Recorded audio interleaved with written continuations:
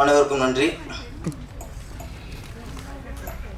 முழு நேர நடிகர் தேனப்பன் அவர்களுக்கும், முழுமையான நடிகர் ஆர் உதயகுமார் அவர்களுக்கும், முக்கியமான நடிகர் ஏ ராஜன் அவர்களுக்கும், பரபரப்பான ஹீரோ நடித்து கொண்டிருக்கும் சினேகன் அவர்களுக்கும், இங்கே இயக்குனர் இல்லை, எல்லாம் நடிகராயிட்டாங்க.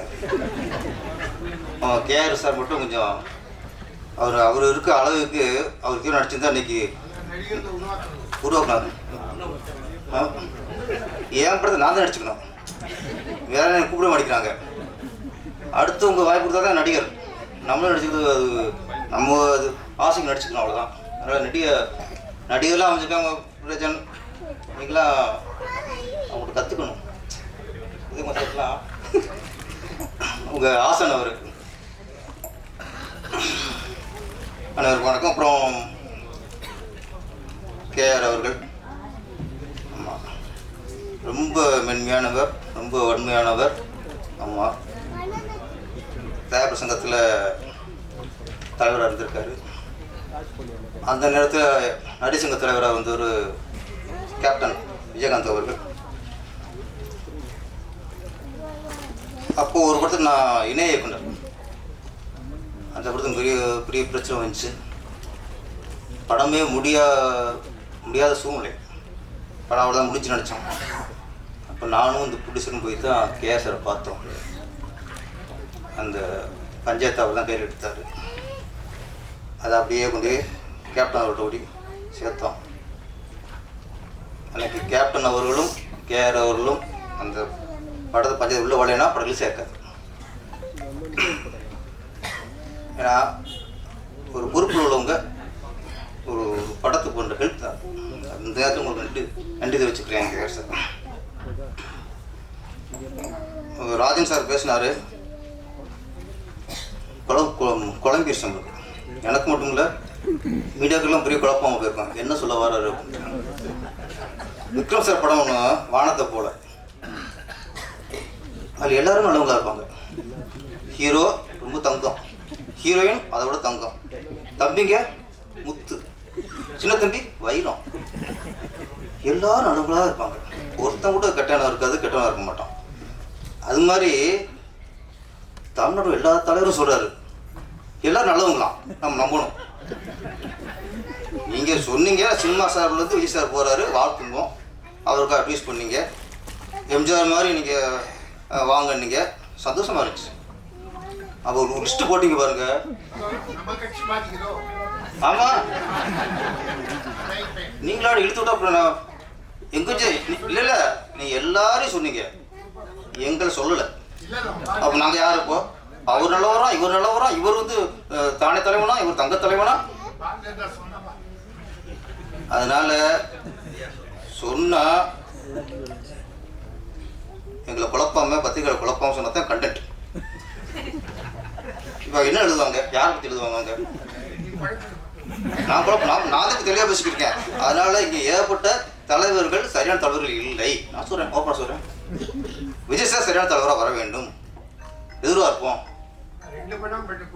அப்புறம் நான் சொல்லணும்ல, இவர் சொல்லுவாரா சினிமாவில் நன்றியே இல்லையும் போகிறா, நன்றியோட பேசுனா ரிட்டர்ன் பண்ணிட்டு சொல்லணும்ல, ரிட்டர்ன் பண்ணக்கூடாதுல. நான் என்னைக்கும் விஜயோட விசுவாசி, பெரிய தலைவராக வரணும். ஓகே, ராஜன் சாருக்கு ஒரு ஆப்பு.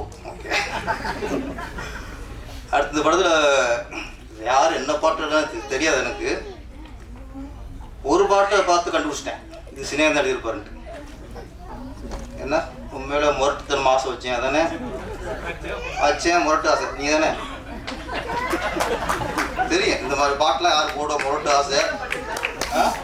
அதில் சரணத்தில் கட்டிலுக்கு நம்ம 4 காலம் பார்த்துருப்போம். கட்டிலில் 8 காலம், கீழே எனக்கு 4 கால். ஓகே, இன்னும் 4 கால் எங்கே இருக்குது? மனுஷன் கணக்கு போகிறாருங்க சினேகன்.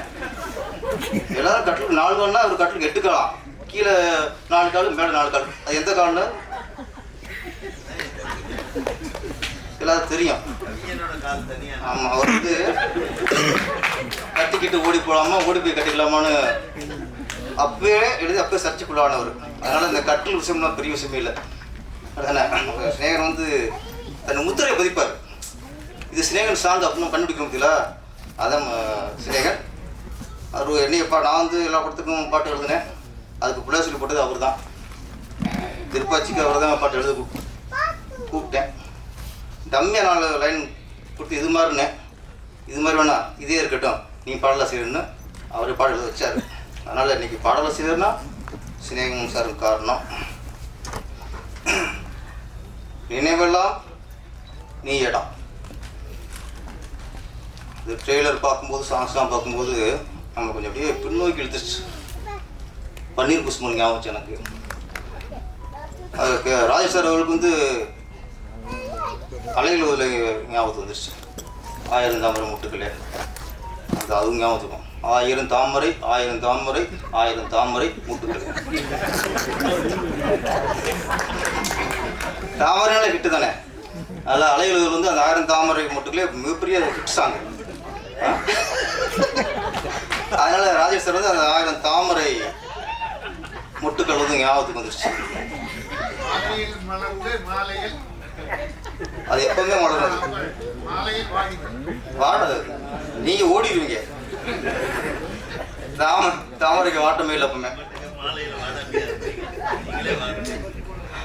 அதனால எனக்கு அப்போ அப்புறம் பன்னீர் புஷ்பங்கள், மெல்ல பேசுங்கள், நிறைய படங்கள் வந்து அப்படியே வந்து போச்சு. இதயத்தை திருடாதே, நிறைய படங்கள் வந்து போச்சு.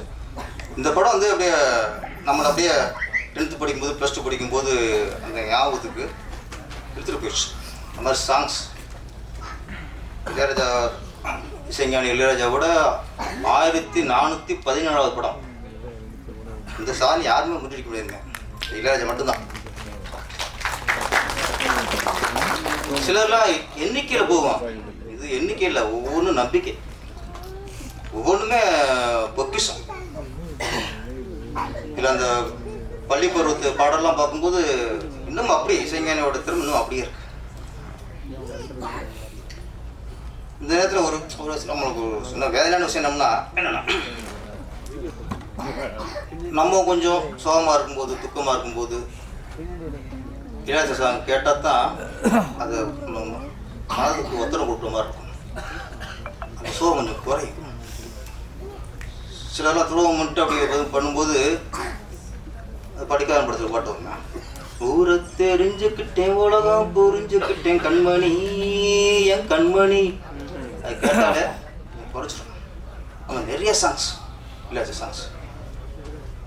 அப்போ நமக்கு துக்கம் வரும்போதும் வேதனை வரும்போதும் இளையராஜா சாங் கேட்டால் அது போயிடும்.